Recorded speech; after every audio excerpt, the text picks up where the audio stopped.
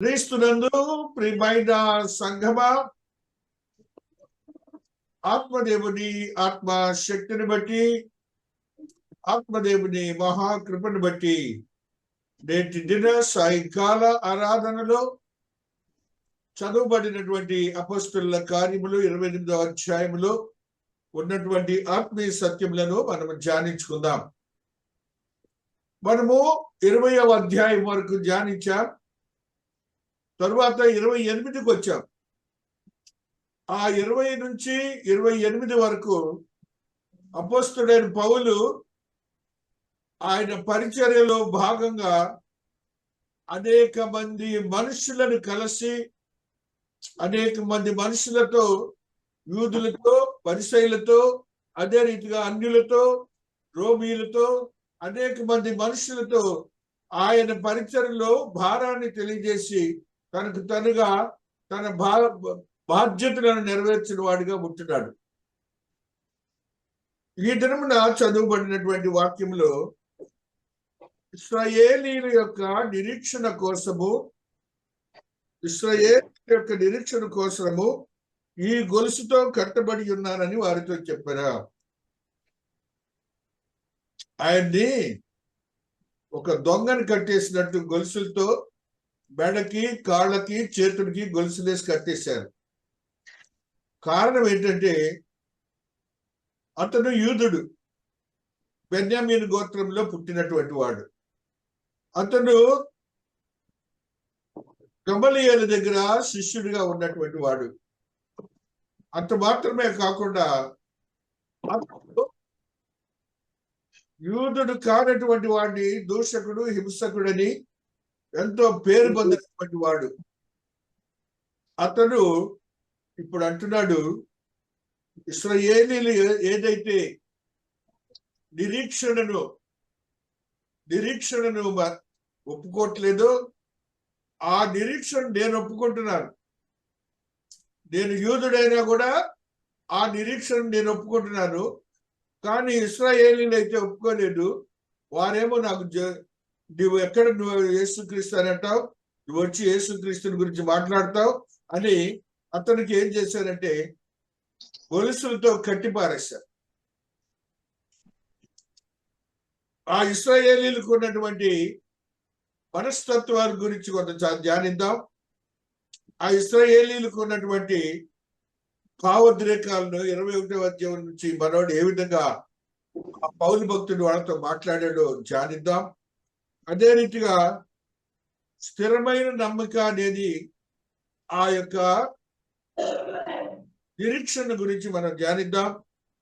అట్టి నిరీక్షణ పట్టుకోవాలంటే మనకి భక్తి తత్పరత ఉండాలి, మంచి మనస్సాక్షి ఉండాలి, అదే రీతిగా పరిశుద్ధుల పోరాటం ఉండాలి. ఆ రీతిగా నిరీక్షణ పునరుత్థానము రిజరక్షన్. యేసుక్రీస్తు వారు పుడతారు, ఆయన శిలువ మీద మరణిస్తారు, ఆయన మరణించి 3వ దిన పునరుత్థానుడవుతాడు. 3వ దిన పునరుత్థాన మహిమ శరీరంతో ఆయన మరలా పరముకు వెళ్తాడు. ఆయన మరలా తిరిగి వస్తాడని విశ్వాసంతో పౌలు భక్తుడు సువార్త చేస్తే ఆయన ఏం చేశారంటే ఆ 28వ అధ్యాయంకి వచ్చేటప్పటికి గొలుసులతో కట్టేసి రోమాలో ఆయన్ని ఒక పరీక్ష చేస్తున్నారు. ఆయన వాళ్ళ యొక్క మనస్తత్వాల గురించి కొంత ధ్యానిద్దాం. ఇశ్రాయేలీయుల యొక్క మనస్తత్వాలు ఎంత కఠినంగా ఉంటున్నాయో వాళ్ళు ఆ యొక్క గ్రంథంలో ఉన్నటువంటి మాటలన్నీ ఒకసారి ధ్యానిద్దాం. మన దగ్గర చదవటానికి మనిషి భక్తులు ఉన్నారు, వాళ్ళు మనలో చదివి మనకి ఐజక్ యెషయా భక్తుడు చెప్తున్నాడు. చూడండి, ఇశ్రాయేలీయుల యొక్క మనస్తత్వాన్ని గురించి చెప్తున్నాడు. 6వ అధ్యాయం 9వ వచనము 10వ వచనాన్ని చదువుకుంటూ వస్తున్నాం. యెషయా భక్తుడు రాసినటువంటి మాటలను ఆయన నీవు పోయి ఈ జనులతో ఇట్లనము, మీరు నిత్యము వినుచుందురు గాని గ్రహింపకుందురు, నిత్యము చూచుచుందురు గాని తెలుసుకొనకుందురు. వారు కన్నులతో చూచి, చెవులతో విని, హృదయముతో గ్రహించి, మనస్సు మార్చుకుని స్వస్థత పొందకపోవునట్లు ఈ జనుల హృదయము క్రొవ్వ చేసి వారి చెవులు మందపరిచి వారి కన్నులు మూయించుమని చెప్పాను. వాళ్ళందరూ వాళ్ళ మనస్తత్వాల గురించి చూశారు కదా, యెషయా భక్తుడు చెప్తున్నాడు. అదే యిర్మీయా భక్తుడు కూడా వాళ్ళ మనస్తత్వాల గురించి ఈ విధంగా మాట్లాడు. 5వ అధ్యాయము 21వ వచనాన్ని చదువుకుంటూ వస్తున్నాం. యిర్మీయా భక్తుడు 5వ అధ్యాయము 21వ వచనాన్ని చెప్తున్నాడు. కళ్ళుండియు చూడకయు, చెవులుండియు వినకయు వినకయునున్న వివేకము లేని మూర్ఖులారా ఈ మాట వినుడి. మూర్ఖులారా ఈ మాట వినుడి. వినుడి.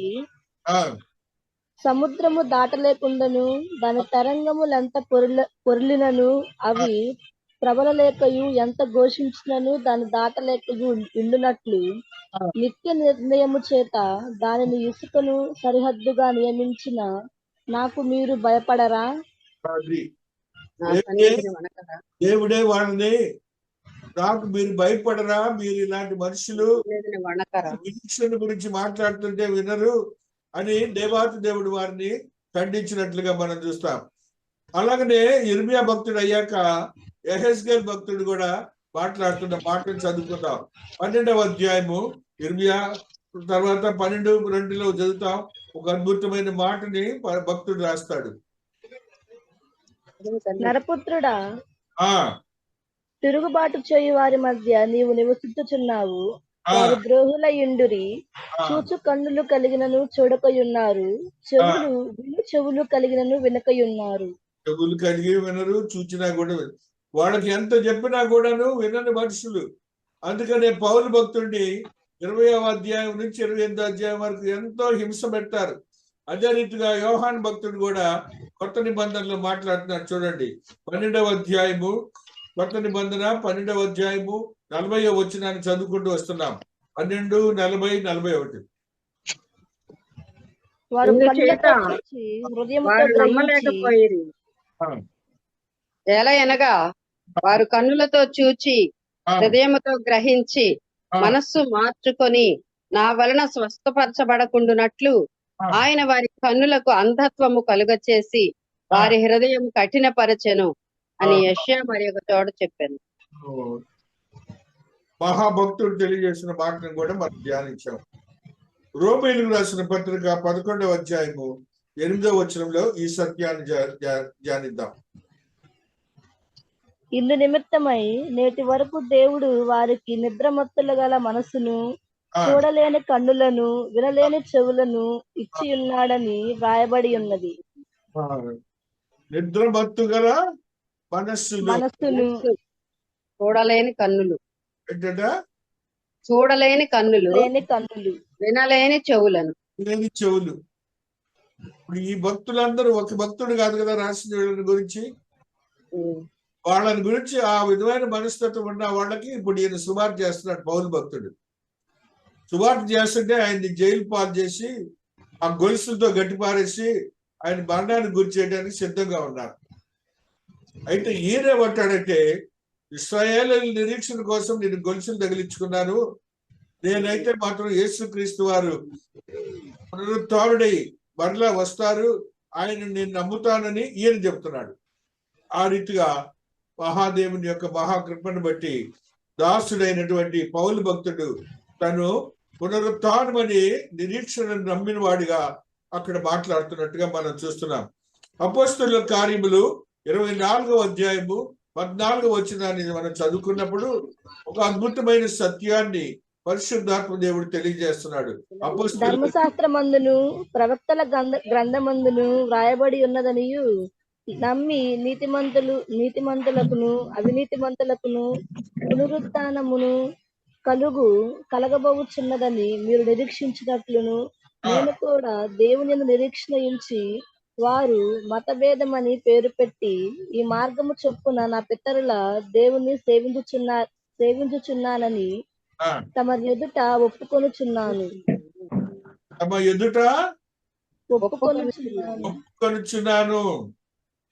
ఆయనేమో ఒప్పుకుంటున్నాడు. వాళ్ళందరూ నీతిమంతులకి అనీతిమంతులకు కూడా పునరుత్థానం ఉందని చెప్తున్నాడు. నిరీక్షణ ఉండాలి అనగా మన అందరం కూడా హోప్ తో ఉండాలి. మన అందరం కూడాను పౌలు భక్తుల వలె కఠినంగా ఉండాలి. మనం అసలు హోప్ మనకు లేదు, ఆ నిరీక్షణ మనకు లేదు. ఆ నిరీక్షణతోనే ఆ దేవాతి దేవుని యొక్క పునరుత్థానంలో మనం వెళ్తామని గ్రహించాలి. ఇవన్నీ పట్టుకొని కట్టేసినప్పుడు ఆయన ఒక్కొక్కరితో ఏ విధంగా మాట్లాడుతున్నాడో 21వ అధ్యాయం తర్వాత మనం చదువుకోవటానికి లేదు కాబట్టి 22వ అధ్యాయము 1వ వచనాన్ని చదువుదాం. అపోస్తలుల కార్యములు 22 నుంచి. సహోదరులారా, తండ్రులారా, నేనిప్పుడు మీ ఎదుట చెప్పు సమాధానము ఆలకించుడి. అతడు హెబ్రీ భాషలో మాట్లాడుట వారు విని ఎక్కువ నిశ్శబ్దముగా ఉండిరి. అప్పుడు అతడు ఈలాగు చెప్పసాగాను, నేను కిలికియలోని తార్సులో పుట్టిన యూదుడను. అయితే ఈ పట్టణంలో గమలియేలు పాదముల యొద్ద పెరిగి మన పితరుల ధర్మశాస్త్ర సంబంధమగు నిష్ఠయందు శిక్షితుడనై మీరందరూ నేడు ఉన్న ప్రకారము దేవుని గూర్చి ఆసక్తుడనై ఉండి ఈ మార్గములోనున్న పురుషులను స్త్రీలను బంధించి చెరసరలు వేయించుచు మరణం వరకు హింసించితిని. ఇందుని గూర్చి ప్రధాన యాజకుడును పెద్దలందరూ నాకు సాక్షులై ఉన్నారు. నేను వారి వలన సహోదరుల యొద్దకు పత్రికలు తీసుకొని దమస్కులోని వారిని కూడా బంధించి దండించుటకై యెరూషలేమునకు తేవలనని అక్కడికి వెళ్ళితిని. ఆయన గురించి చెప్పుకున్నాడా? ఆయన గురించి 22వ అధ్యాయంలో అలాగే చెప్పేస్తాడు. ఆయన్ని ఎప్పుడు విచారించడమే వాళ్ళందరూ. 23:6 కూడా మరి ఒక సత్యాన్ని చదువుతాం. 23:6 వారిలో ఒక భాగము సద్దూకయులును మరి ఒక భాగము పరిసయ్యులునై ఉన్నట్టు పౌలు గ్రహించి, సహోదరులారా, నేను పరిసయ్యుడను, పరిసయ్యుల సంతతి వాడను. మనకున్న నిరీక్షణ గూర్చియు మృతుల పునరుద్ధానమును గూర్చియు నేను విమర్శింపబడుచున్నానని సభలో బిగ్గరగా చెప్పాను.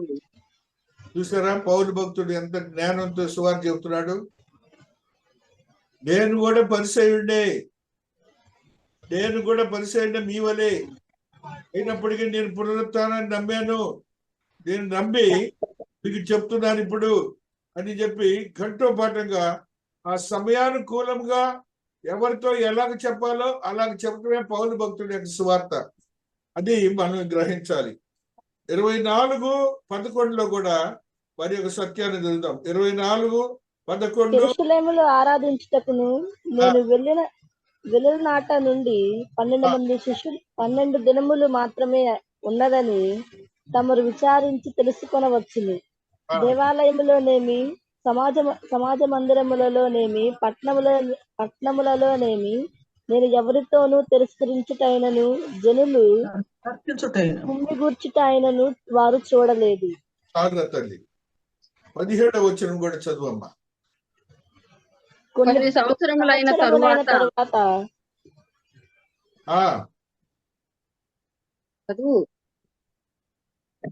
నేను నా స్వజనులకు దాన ద్రవ్యమును కానుకలను అప్పగించుటకు వచ్చితిని. నేను శుద్ధి చేసుకున్న వాడనై ఇలాగ అప్పగించుచుండగా వారు దేవాలయములో నన్ను చూచిరి. నేను గుంపు కూర్చి ఉండలేదు, నా వలన అల్లరి కాలేదు. ఆసియా నుండి వచ్చిన కొందరు యూదులు ఉండిరి. ఆ విధంగా తను సాక్ష్యం చెప్పుకుంటూ వస్తున్నాడు. నా వల్ల ఏ మాత్రం గొడవలు లేవు, ఇబ్బంది లేదు. నేను నా మనుషులకి నేను ఇవ్వటానికి దాన ద్రవ్యాలు ఇవ్వటానికి వచ్చాను కానీ అనే భావాన్ని తెలియజేస్తున్నట్టుగా మనం చూస్తాం. 25వ అపోస్తలుల కార్యములు 15వ వచనాన్ని కూడా చదువుకుంటూ వస్తున్నాం. 25:15 నేను యెరూషలేములో ఉన్నప్పుడు ప్రధాన యాజకులను యూదుల పెద్దలను అతని మీద తెచ్చిన ఫిర్యాదు తెలిపి అతని శిక్ష విధింపవల్లని వేడుకొనిరి. 16 అందుకు నేను నేరము మోపిన వారికి ముఖాముఖిగా వచ్చి తన మీద మోపబడిన నేరమును గూర్చి సమాధానము చెప్పుటకును అవకాశం మునుపు ఏ మనుషులకైనను అప్పగించుట రోమీల ఆచారము కాదని ఉత్తరమిచ్చిరి. అతను ఏ మాత్రము కూడాను చంకగా ప్రతి ఈవెంట్ లో కూడా వాళ్ళకి సమాధానం ఇస్తూ వస్తున్నాడు. అవకాశం దొరికినప్పుడల్లా కూడాను. 26వ అధ్యాయము 5వ వచనాన్ని చదువుకుంటూ వస్తున్నాం. 26, 5 అపొస్తలుల కార్యములు 6. వారు మొదటి నుండి నన్ను ఎరిగిన వారు కనుక సాక్ష్యమిచ్చుటకు వారికి ఇష్టమైతే నేను మన మతములోని బహునిష్టగల తెగను అనుసరించి పరిసయుడుగా ప్రవర్తించినట్లు చెప్పగలరు. పరిసయుడిగా ఆయన బాల్య దశ నుంచి కూడా నేను 6వ వచనం కూడా చదువురా తల్లి. ఇప్పుడైతే దేవుడు మన పితరులకు చేసిన వాగ్దానం విషయమైన నిరీక్షణను గూర్చి నేను విమర్శింపబడుటకు నిలిచి ఉన్నాను. దేనికోసం నిలబడి ఉన్నాడట? విమర్శింపబడుట విషయం గురించి, దేవుని యొక్క పునరుత్థానం గురించి విమర్శించడానికి ఆయన నుంచోబెట్టారంట, నుంచోబెట్టారంట. 27, 24 కూడా చదువుతాం. 27, 24. నీవు కైసరు ఎదుట నిలవవలసి ఉన్నది. ఇదిగో నీతో కూడా ఓడలో ప్రయాణమైపోవచ్చున్న వారందరినీ దేవుడు నీకు అనుగ్రహించి ఉన్నాడని నాతో చెప్పాను. అతన్ని ఎన్ని ప్రాంతాల్లో అతన్ని విమర్శించారో, జైల్లో సంఖ్యలు వేసి. చూడండి పౌలు భక్తుడు ఎంత కష్టపడ్డాడు. 27, 24 చదివారు కదా. 43, 44 కూడా చదవండి తల్లి. శతాధిపతి పౌలును రక్షింపనుద్దేశించి వారి ఆలోచన కొనసాగనీయక మొదట ఈదగల వారు సముద్రములో దుమికి దరికి పోవలననియు, కడమ వారిలో కొందరు పలకల మీదను కొందరు ఓడ రెక్కల మీదను పోవలననియు ఆజ్ఞాపించను. ఇలాగూ అందరూ తప్పించుకొని దరి చేరిరి. శతాధిపతి కొద్ది జ్ఞానవంతుడిగా ఉండి వాళ్ళని అక్కడి నుంచి తప్పించడానికి ప్రయత్నం చేశాడు. ఆ రీతిగా 22 నుంచి 27 అధ్యాయాల వరకు అతన్ని విమర్శించడమే సరిపోయింది. 28లో కూడా అదే విమర్శనాత్మకమైన స్థితిలో పునరుత్థానం గురించి ఉంటే ఆయన బాధతో చెబుతాడు, గొలుసులతో పునరుత్థానం గురించి నేను ఇలాగ ఉండాలని. అందుకనే దానియేలు భక్తుడు ఒక అద్భుతమైన సత్యాన్ని తెలియజేస్తున్నాడు. దానియేలు భక్తుడు చూడండి 12వ అధ్యాయము 2వ వచనంలో అద్భుతమైన సత్యాన్ని తెలియజేస్తున్నాడు. దానియేలు 12, 2, 3లో.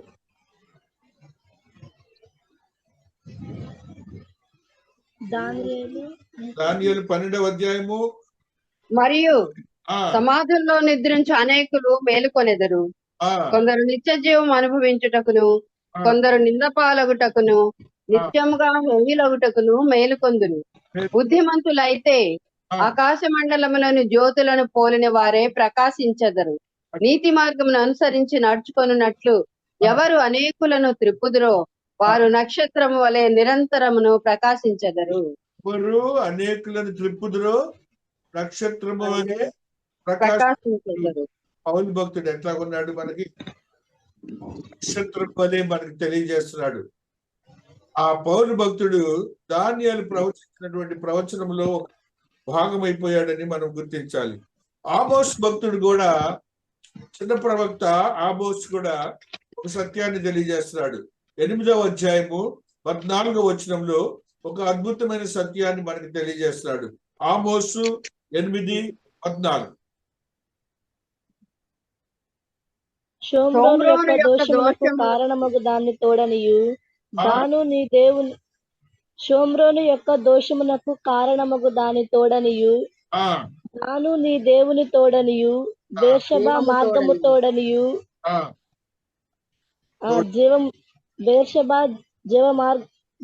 బేర్షెబా మార్గ జీవము తోడనియు ప్రమాణము చేయు వారు ఇంకనూ లేవకుండా కూలుదురు. ప్రమాణాలు అసలు సంగతి లేదు, కానీ ప్రమాణాలు చేయడంలో ముందు ఉంటారు ఇశ్రాయేలీలు. ఆ యొక్క ప్రమాణాలతోనే వాళ్ళు నిరీక్షణ లేకుండా చచ్చిపోతున్నారు. ఇవాటి కూడా యేసుక్రీస్తు వారు లేరు, రాలేదు అనే భావనే కానీ వాళ్ళకి ఇవాటి కూడా నమ్మని వారుగా ఉంటున్నారని మనం గ్రహించాలి. 2 తిమోతి 1వ అధ్యాయము 3వ వచనంలో ఒక సత్యాన్ని ధ్యానిద్దాం.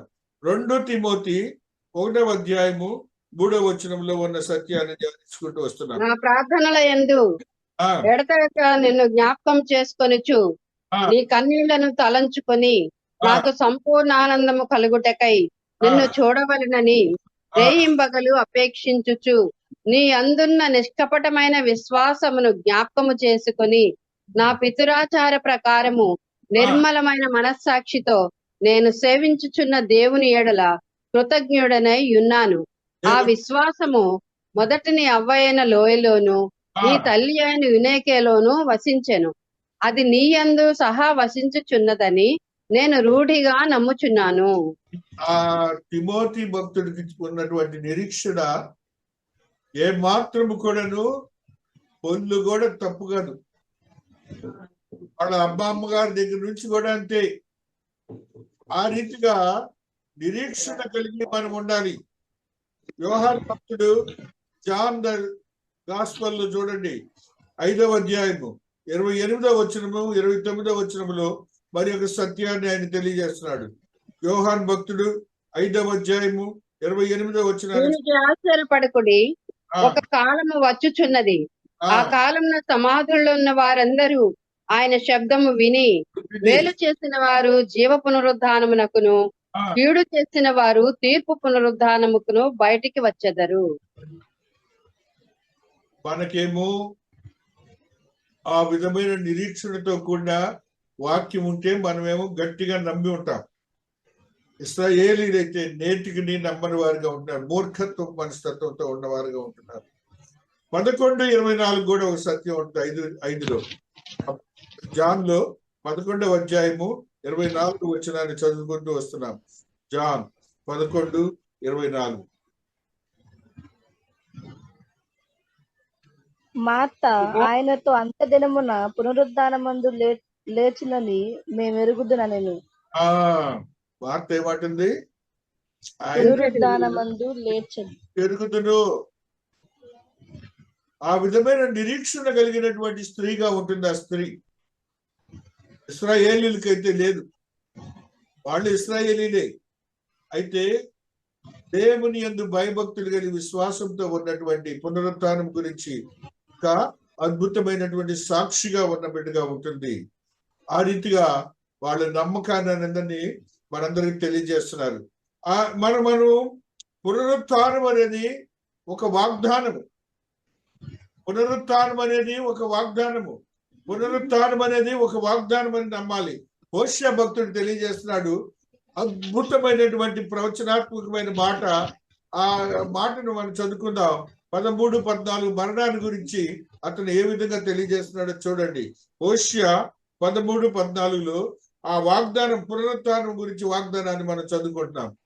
అయినను పాతాళ వశములో నుండి నేను వారిని విమోచిద్దును, మృత్యువు నుండి పాతాళ వశములో నుండి నేను వారిని విమోచించుదును, మృత్యువు నుండి వారిని రక్షింతును. ఓ మరణమా నీ విజయం ఎక్కడా? ఓ మరణమా నీ ముల్లెక్కడా? పశ్చాత్తాపము నాకు పుట్టదు. మరణమునకు ముళ్ళుని ఇరిసేసాడు దేవుడు. ఆ ప్రవచనాన్ని మనం గ్రహించేసిన వాళ్ళకేమిటి? వాళ్ళకి లేదు. 1 కొరింథీ 15:22లో పౌలు భక్తుడు తెలియజేస్తున్నాడు చూడండి. 1 కొరింథీ 15:22లో ఉన్న ఈ సత్యాన్ని చదువుకుంటూ వస్తున్నాం. 15:22లో మహాదేవుడు మాట్లాడిన ఈ మాటను ఈ రీతిగా ఆదామునందు అందరూ ఎలాగు మృతి పొందుచున్నారో అలాగుననే క్రీస్తునందు అందరూ బ్రతికింపబడుదురు. దేవునికి స్తోత్రాలు చెప్పండి. మనం అందరం కూడా బ్రతికింపబడే గుంపులో మనం ఉన్నాము. నిరీక్షణ కలిగి విశ్వాసంతో నమ్మకంతో మనం ఉన్నాం. 2 కొరింథీ 4:14లో కూడా మరి యొక్క ఆత్మ సత్యాన్ని తెలియజేస్తున్నాడు. మరి యొక్క ఆత్మ సత్యము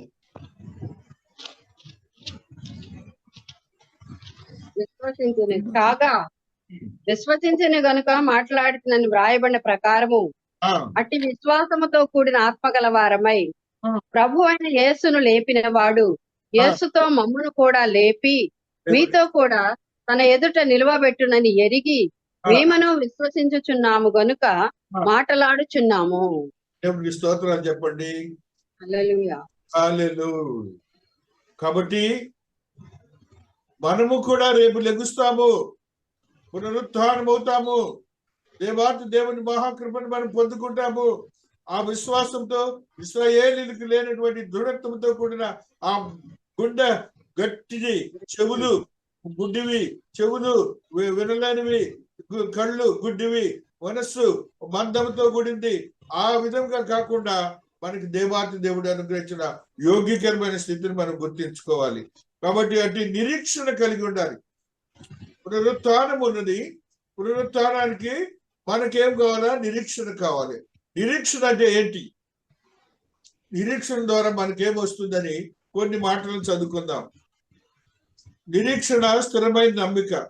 సామెతల గ్రంథము 14వ అధ్యాయము 32వ వచనంలో ఒక అద్భుతమైనటువంటి సాక్ష్యాన్ని పౌలు భక్తుడు సల్మన్ ద వైజ్ రాస్తున్నాడు. చూడండి. అపాయము రాగా భక్తిహీనుడు నశించును, మరణకాలమందు నీతిమంతునికి ఆశ్రయము కలది. మరణ సమయమున బలమునిచ్చును. నిరీక్షణ చనిపోబోయేటప్పుడు ఒక బలాన్ని ఇస్తుందట.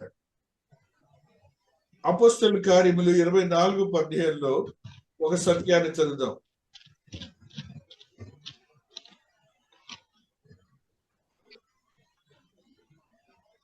గ్రంథములందు వ్రాయబడి ఉన్నవన్నీయు నమ్మి నీతిమంతులకును అనీతిమంతులకును పునరుద్ధానము కలుగబోచున్నదని వీరు నిరీక్షించుచున్నట్టు నేను కూడా దేవుని యందు నిరీక్షణ ఉంచి వారు మతభేదమని పేరు పెట్టు ఈ మార్గము చొప్పున నా పితరుల దేవుణ్ణి సేవించుచున్నానని తమరి ఎదుట ఒప్పుకొనుచున్నాను. మరణము లేదనుటకు ధైర్యపరిచేది.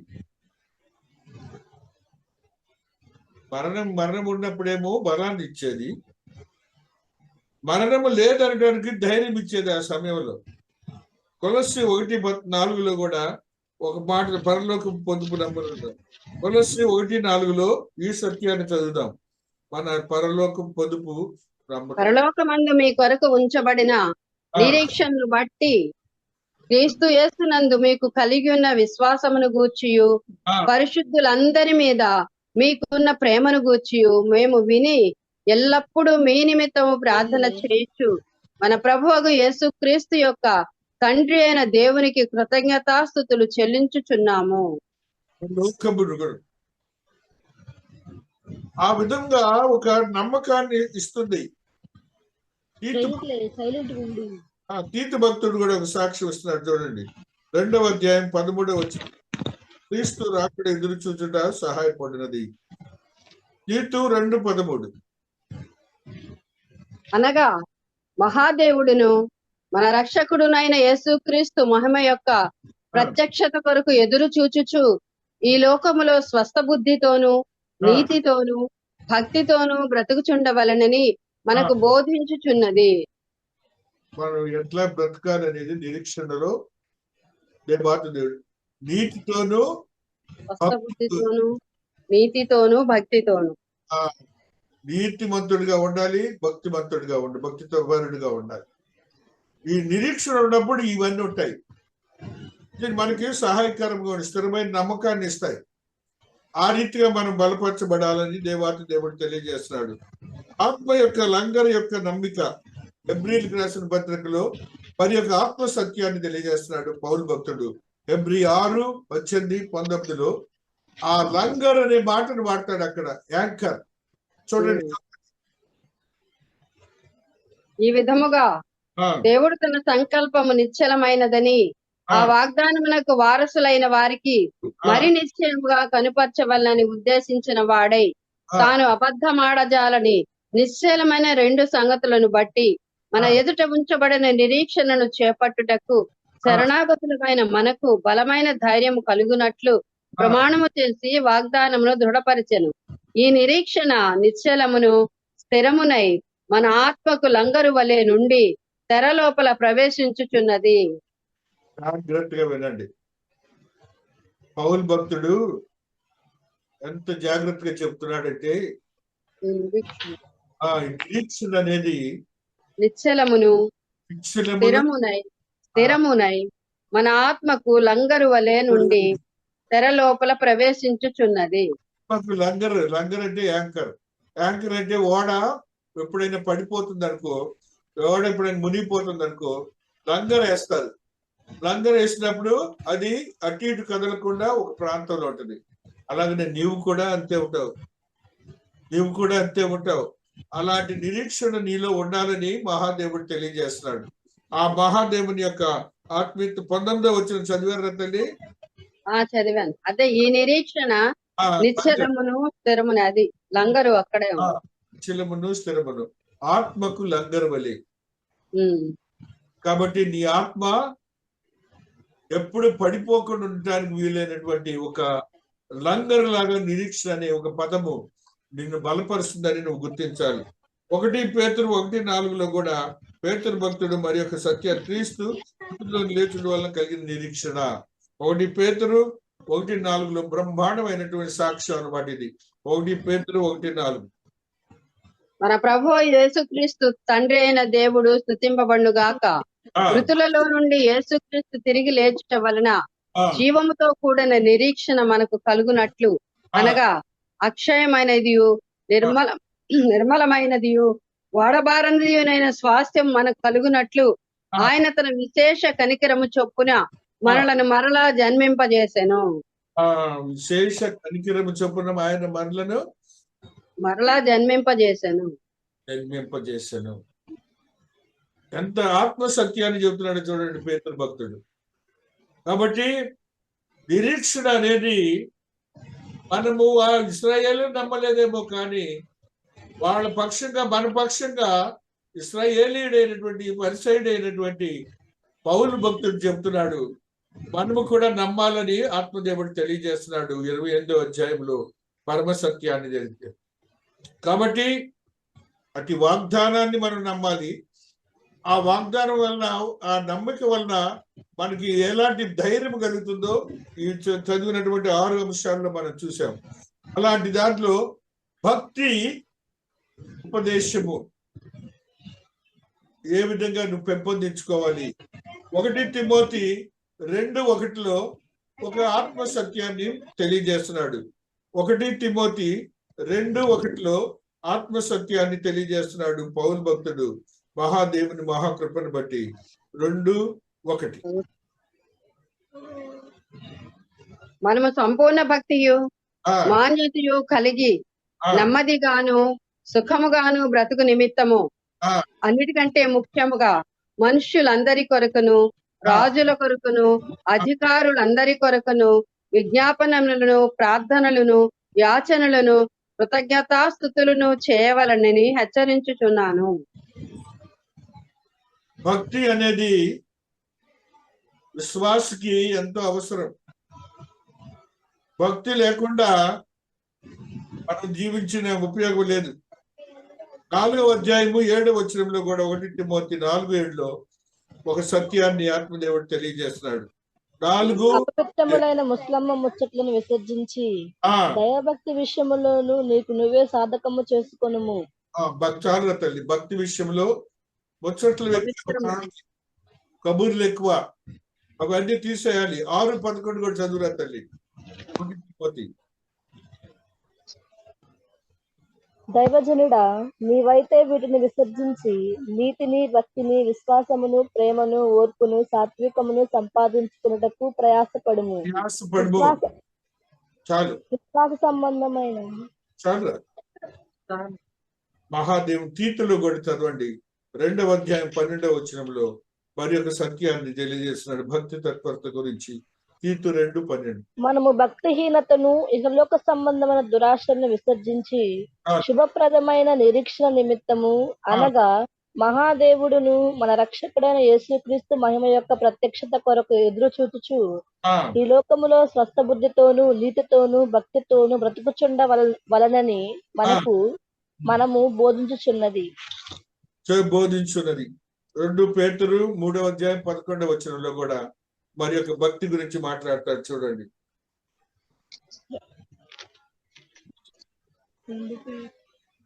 2 పేతురు ఇవన్నీ ఇట్లు లయమైపోవునవి గనుక ఆకాశములు రవులుకొని లయమైపోవునట్టియు పంచభూతములు మహావేంద్రంతో కరగిపోవునట్టియు దేవుని దినపు రాకడ కొరకు కనిపెట్టుచు దానిని ఆశతో అపేక్షించుచు మీరు పరిశుద్ధమైన ప్రవర్తనతోనూ భక్తితోనూ ఎంతో జాగ్రత్త గలవారై ఉండవలెను. భక్తి 5 వచనాలు మీకు చెప్పాను భక్తి గురించి. భక్తి అనేది లేకుండా నీ నిరీక్షణ లేదు, నీ పునరుత్థానం లేదు, నీకు నిత్య జీవం లేదు. కాబట్టి పౌలు భక్తుడు మనల్ని గట్టిగా బోధిస్తున్నాడు. కాబట్టి ఈ భక్తితో పాటుగా మంచి మనస్సాక్షి కూడా ఉండాలి. మంచి మనస్సాక్షి ఉండాలి. రోమీయులకు రాసిన పత్రిక 9వ అధ్యాయము 2వ వచనాన్ని చదువుకుంటూ 2వ వచనాన్ని చదువుకుంటూ వస్తున్నాం. క్రీస్తునందు నిజమే చెప్పుచున్నాను, ఆడుట లేదు. పరిశుద్ధాత్మయందు నా మనస్సాక్షి నా తోడ సాక్షిమిచ్చుచున్నది.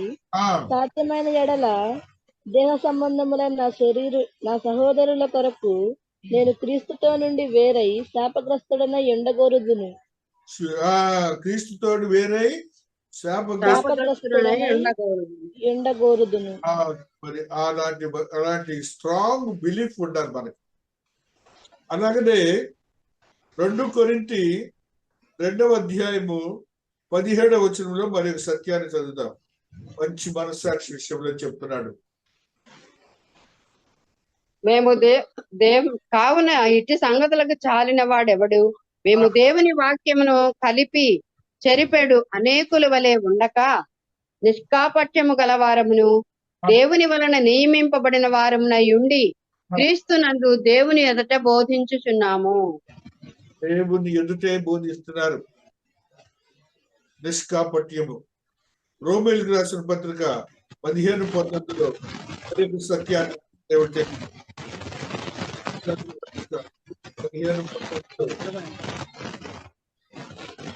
ఎలాగనగా అన్యజనులు విధేయులగినట్టు వాక్యము చేతను క్రియ చేతను గురుతుల బలము చేతను మహత్కార్యముల బలము చేతను పరిశుద్ధాత్మ బలము చేతను క్రీస్తు నా ద్వారా చేయించిన వాటిని గూర్చియే గాని మరి దేనిని గూర్చి మాటలాడ తెగింపను.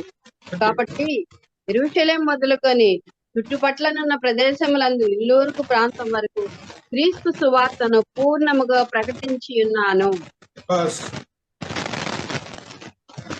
మనస్సాక్షితో కూడినటువంటి సాక్ష్యాన్ని ఇస్తాడు పౌలు భక్తుడు. పరిశుద్ధుల పోరాటం కూడా ఉండాలి. లూకా సువార్త 13వ అధ్యాయము 24వ వచనాన్ని చదువుదాం. పరిశుద్ధుల పోరాటము. లూకా 13:24.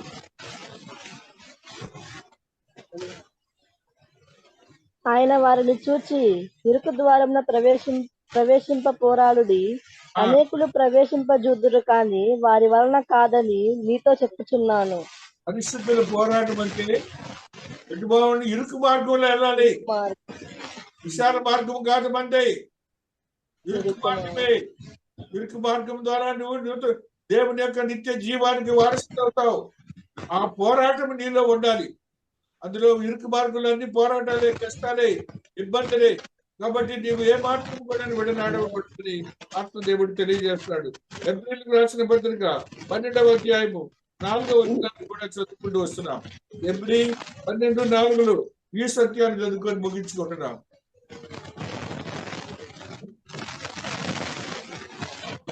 మీరు పాపముతో పోరాడుటలో రక్తము కారునంతగా ఇంకా దానిని ఎదిరింపలేదు. మరియు నా కుమారుడా, ప్రభువు చేయి శిక్షను తృణీకరించకము. ఆయన నిన్ను గద్దించినప్పుడు విసుకకుము. ప్రభువు తాను ప్రేమించు వారిని శిక్షించి తాను స్వీకరించు ప్రతి కుమారుని దండించును అని కుమారులతో సంభాషించినట్లు మీతో సంభాషించు ఆయన హెచ్చరికను మరచితిరి. మీరు పాపముతో పోరాడులో దాన్ని ఎదిరింపలేదు. అంటే యేసు క్రీస్తు వారి లాగా మనం ఏమాత్రం చేస్తున్నామండి? క్రీస్తు వారి లాగా మనం ఏమన్నా చేస్తున్నాం? పోరాటం చేస్తున్నావా? అన్న పోరాటం నాకు ఉండాలంటాడు. అందుకని ఆయన ఏమంటాడంటే, నా కుమారుడ ప్రభువు చే శిక్షను తృణీకరించు. అలాంటి మనకి శిక్షలు ఉంటాయి, నువ్వు దాన్ని తృణీకరించొద్దు. నీ దేవుడు ఆశీర్వదకరంగా నిన్ను మారుస్తాడు. ఆయన నిన్ను గద్దించినప్పుడు ఏమంటాడు? విసుకకుము. ఆయన మనల్ని గద్దించాడు అనుకో, వాళ్ళ ఇశ్రాయేలీలాగా మందమతుల మీద ఉండకూడదు, మనం విసుకోకూడదు. ప్రభు తాను ప్రేమించి వారిని శిక్షించి తాను స్వీకరించిన కుమారుని దండించును అని కుమారులతో సంభాషించినట్లు సంభాషించి ఆయన హెచ్చరికలు. కాబట్టి పునరుత్థానము క్రీస్తు వారిది, నిరీక్షణ విశ్వాసులది. ఇశ్రాయేలీలు నమ్మలేదు, క్రీస్తు వారు వస్తున్నారని నమ్మలేదు, క్రీస్తు వారు పునరుత్థానుడయ్యని నమ్మలేదు. వారిని గురించి ఆయన గొలుసులతో బంధింపబడ్డాడు.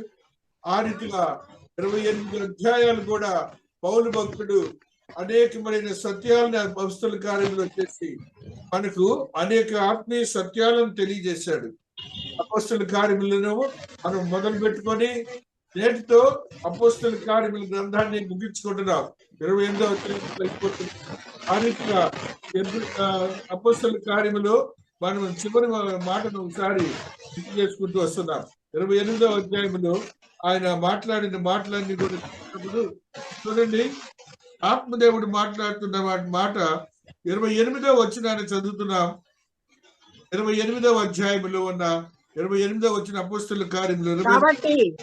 కాబట్టి దేవుని వలన ఈ రక్షణ అన్యజనుల యొద్దకు పంపబడి ఉన్నదని మీరు తెలుస్తుందరు గాక. అన్యజనులు అంటే ఎవరు? అని వారు విందురుగాక. అన్యజనులు అంటే పౌలు 2 సంవత్సరములు పూర్తిగా తన అద్దె ఇంట కాపురం ఉండి తన యొద్దకు వచ్చిన వారందరినీ సన్మానించి ఏ ఆటంకము లేక పూర్ణ ధైర్యముతో దేవుని రాజ్యమును గూర్చి ప్రకటించుచు ప్రభు క్రీస్తును గూర్చిన సంగతులు బోధించుచూ ఉండెను. ఒకళ్ళ మీద ఆధారపడలేదు, పూర్ణ ధైర్యం. అద్భుతంలో ఉన్నాడు, బోధ చేశాడు. ఏ మాట చూడండి, అక్కడ ఏమంటాడు? క్రీస్తుని గురించి సంగతులను బోధించుతూ ఉండిన క్రీస్తు సంగతులే బోధించాడు. ఆ రీతిగా నీతి విశ్వాసాన్ని కొనసాగిస్తూ మాట్లాడుతున్నాడు. ఆ రీతిగా పునరుత్థానాన్ని గురించి నమ్మినటువంటి మనము ఇశ్రాయేలీయులని మందమతులు కాకుండా మన యొక్క జీవన క్రమాన్ని దేవుడు పరిశుద్ధ వాక్యంతో దీవించి ఆశీర్వదించును గాక. ఆమేన్.